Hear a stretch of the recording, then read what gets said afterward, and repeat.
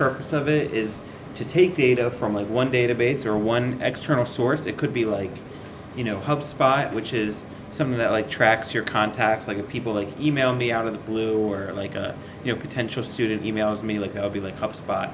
Or maybe like Mixpanel is like where I can track visitors to my website.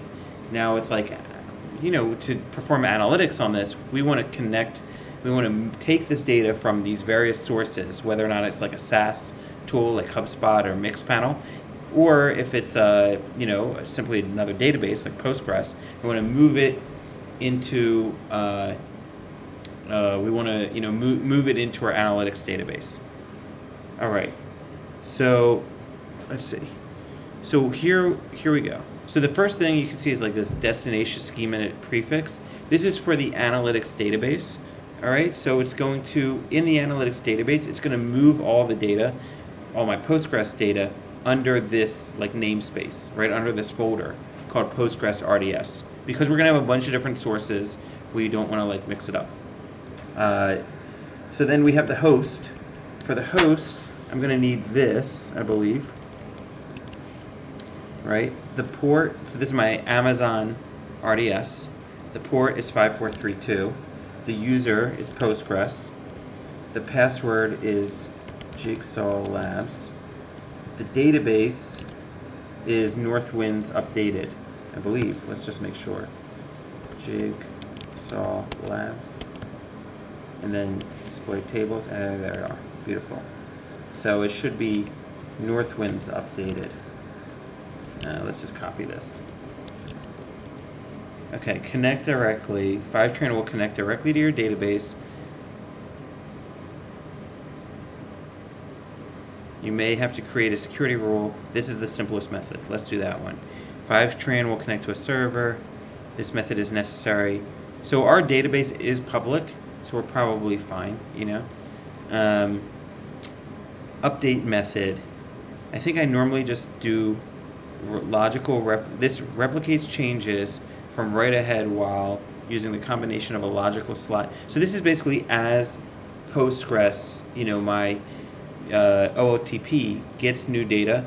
How do we like add new data to my analytics database?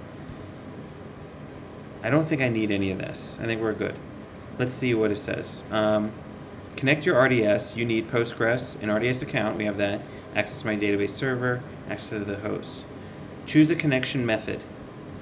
So that's this thing. Connect directly. Okay, connect directly connects directly to my database. This is simplest. So that's why we want to do that. We don't need any. Now we move to the next thing. Choose incremental sync method, right? So to keep your data up to date after the initial sync, we use one of the following methods. Okay, and then it gives these methods. The first three records keep a record of recent data changes, which allows Fivetran to only update the data that has changed since my last sync, right? Not do everything. Fivetran teleport sync, I guess, takes snapshots. So this is different ways of figuring out how to update this and how to determine what needs to be updated. We recommend using logical replication as your incremental. So that's this one. Because it's faster than Xmin and allows Fivetran to detect deleted rows for tables with primary keys. So that's what we're doing. Just use the recommended thing. Okay. Please whitelist the following Fivetran IPs in your firewall. Okay.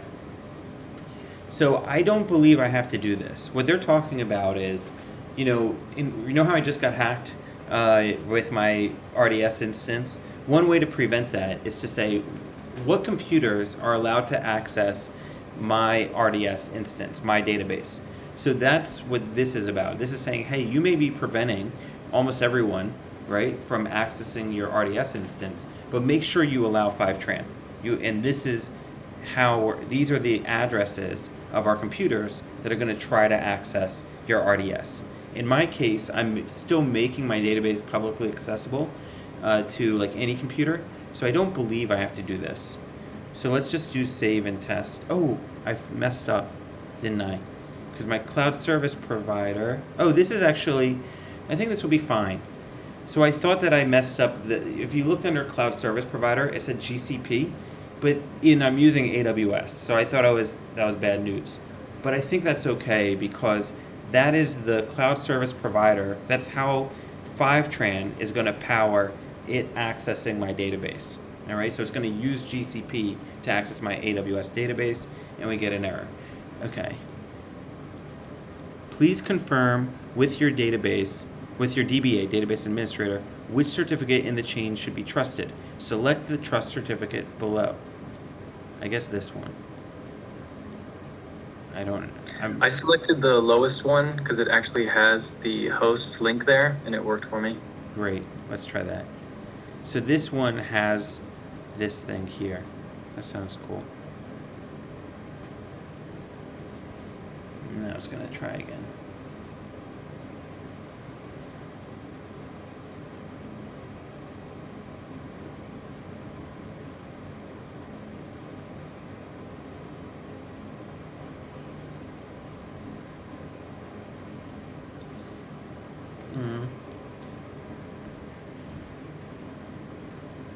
Okay, setup test failed with Java language illegal argument. Must apply publication name for while with PG output plugin. So that's talking about this. I guess it says I need a publication name. I just use Xmin, and that doesn't require any additional parameters. Wait, say that. What did you do? If you use Xmin instead of the wall, that doesn't require additional parameters. Okay, so you switch to this option, and now let's try this again.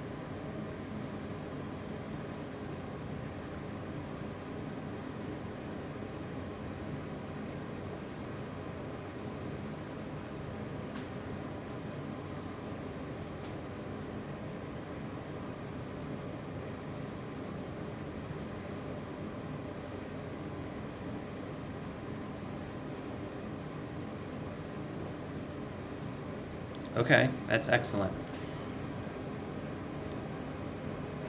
All right, let's keep going. I think, so now we can click continue. So now we've connected to my source or the connector, and we need to next set up the destination. So we're going to write Snowflake. So let's do this. All right, so what do I need? So your account.snowflakecomputing.com. So this is the first thing. Yes, Sonia?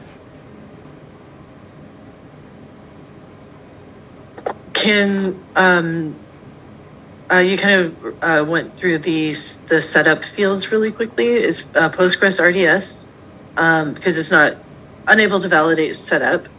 So I'm not being able to continue following along with you with this. Yeah. Post database, all of that up till Amazon AWS.com, port 5432. And then user Postgres and password Jigsaw Labs, database North Winds updated. Is that all correct? Yeah, that's fine. Okay. So Okay. I don't know why it wouldn't be working. Did everybody else? I think they're probably just watching for right now. I will post this video though afterwards. Okay. So follow the setup on the right to connect your data. So now we need to work on Snowflake. So let's go to there. Okay, so this is my Snowflake instance. The first thing about this is this URL. I'm not quite sure that this works, okay? So we need to go to the old view to do that, which is under this classic console. And once I do that, notice we have a different URL. So let's use that. And this is the whole thing. I don't know if I need the whole thing. Let's see. So go here, youraccount.snowflakecomputing.com. So here it is. So I guess it's all of this. Does this look like right to people? It's repeated twice. There we go. Thank you. So this looks better. So this is where it's basically hosted, I guess, in AWS, I think. Okay, so port 5443. Okay, so this is what we need. Let me just minimize this for a second. So to connect Snowflake to Fivetran, you need the following: a Snowflake account with the appropriate permissions to create a user and a warehouse for Fivetran. Okay. A Fivetran role with the create destinations or manage destinations permissions. Okay. I think this is okay for now. So we have this, we have the 443. Our user, I guess we're gonna need to create this role. Yeah, this is kind of what they want. So basically we're about to like perform a bunch of insert into statements on Snowflake. So someone has to have permission to do that. So that's gonna be Fivetran user. And the database that we're gonna send this data to is Fivetran. And then for authentication, we want a password. And I guess this is for me to log in, which makes me think that I should log in with my username, which is Jeff Katsy, I believe. Right? That's this guy. And then let me put in my password, if I can. And the role. If not specified, it will use the user's default role. I think I'm okay with that too. Data processing location, the cloud service provider used for running Fivetran services. Okay, then it says, please whitelist the following Fivetran IPs in your firewall. So to do this, we're gonna do copy all. So again, this is like, I need to tell Snowflake, basically tell Snowflake, hey, be prepared or allow Fivetran to use its computers that are located here to access Snowflake. So now go back to Snowflake, let's close this. Now let me go here. So when you get into Snowflake, you can see that I'm an account admin. You can go to admin and then security and then network policy. And now let's put in these things. And I believe what I need to do is put this all essentially not on different lines, or not like as it was pasted in, but just do comma separated. And let's give it a name, call it Fivetran. And now I can create network policy.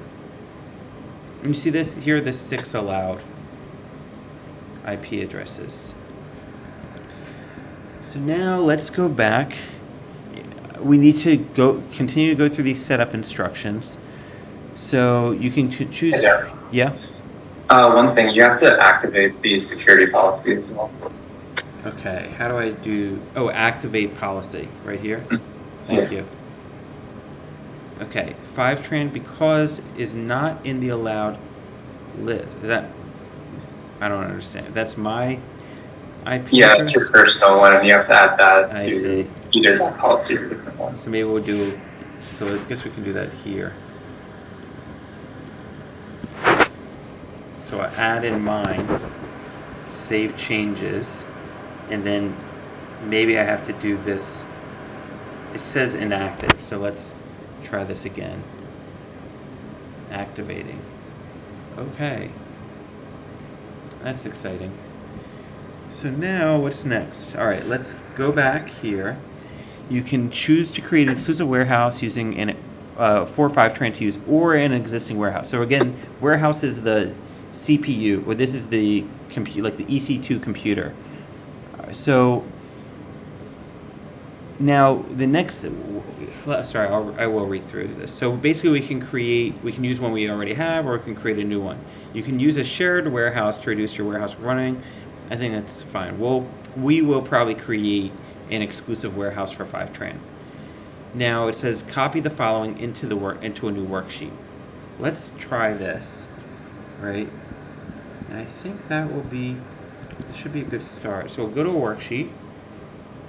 Let's create a new one. I'll call this Fivetran setup. And now let's paste this in here. Okay, so this is basically, let's think about what this is doing. So we are setting the role. We're like I don't know if this actually creates a new user. We'll find out. But here you can see the password. Here's the warehouse, right, that we'll be using, and here's the database. Okay. And this, I believe, this information this may have to line up to this. Is that right? I don't know. Yeah. So, I mean, if you're just going to use your default person, you don't have to go through the step of at least creating the user. Yeah, let's do this, I think. So basically the only thing we could change if we want to is the password, you know?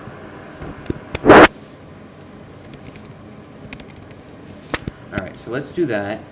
And then that means that maybe we can replace this. Does that sound right? And the user should be, let's just try this. We'll make the user this user, Fivetran user. Is that right? I guess so. And then we'll use the user's default role. Okay. So if you want to create a new warehouse, don't make any changes to the Fivetran warehouse value in the script. If you want Fivetran, so that's what we're doing. We're going to use this Fivetran warehouse in the script. If you want Fivetran to use a shared warehouse, okay, change it. Replace the default value, Fivetran role, Fivetran database, Fivetran user, and password 123 values with values that conform to your specific naming conventions for the resources. I see. So, okay, so we are kind of doing that. We have this Fivetran user, I'll just call it like Fivetran user jigsaw. And then I think otherwise this is fine. And let's just make sure this lines up. So notice I'm copying and pasting everything because things can always go wrong. Okay, run the script. Let's try that. So to run the script, I'll highlight everything and I'll press play. Let's see. And it's going through all the steps, right? 15. That was fun. Okay. What's next? Okay, configure the Snowflake network policy. How do I do that? Okay, so if you have defined Snowflake network policy, update it to add it. So this is what we've already done, I believe. For example, if you are in the US region, so it seems like you can run this command like in the worksheet, or we could do what we did, go through that private, the security kind of panel. All right, this is, I think we're almost done. Everything else looks optional. So let's try it.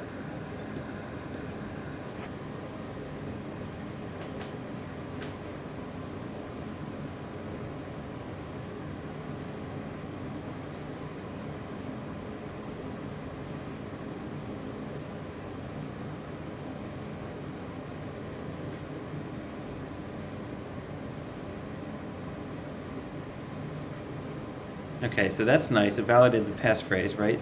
That's a shame. Okay, so database connection, object does not exist or operation cannot be formed. That makes me feel like it's the database,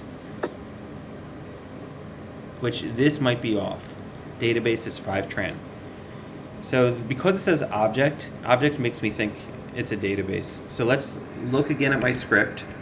The database name was Fivetran database. So let's go here and change that. And then let's try this again. So yeah. actually, that script, as far as I see, like setting the variable, can we go back to it? Is it actually creating it? Yeah, can we scroll down? And then scroll down once more. Create database. Oh, there we go. So it will create that database called Fivetran database. So that's a great point.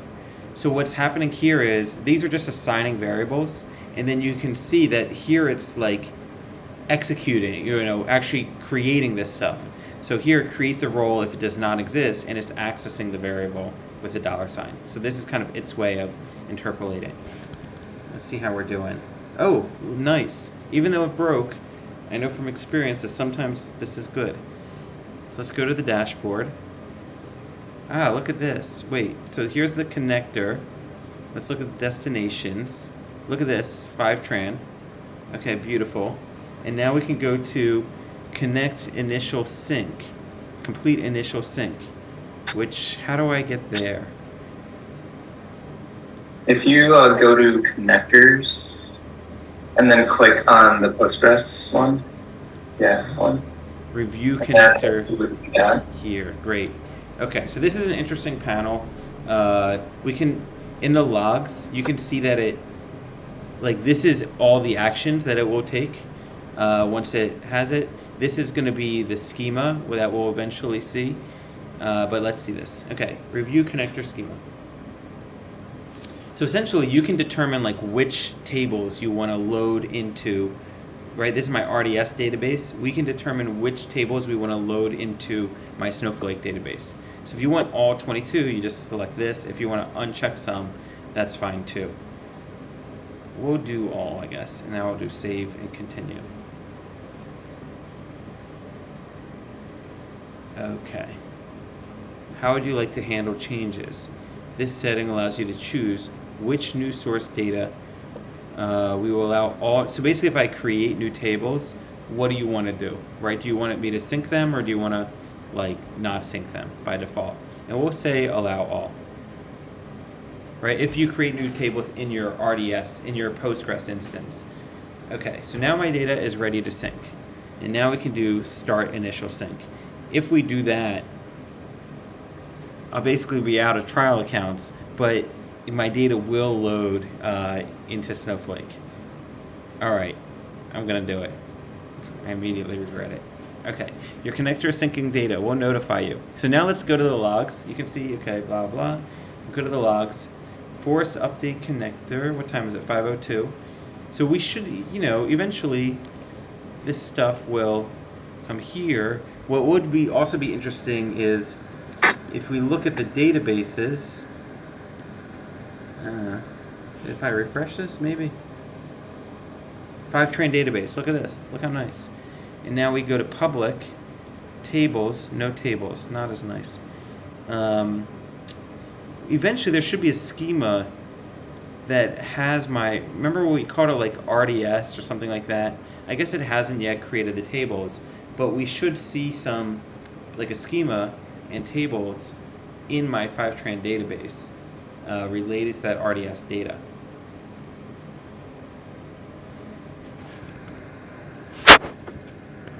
I think that's it.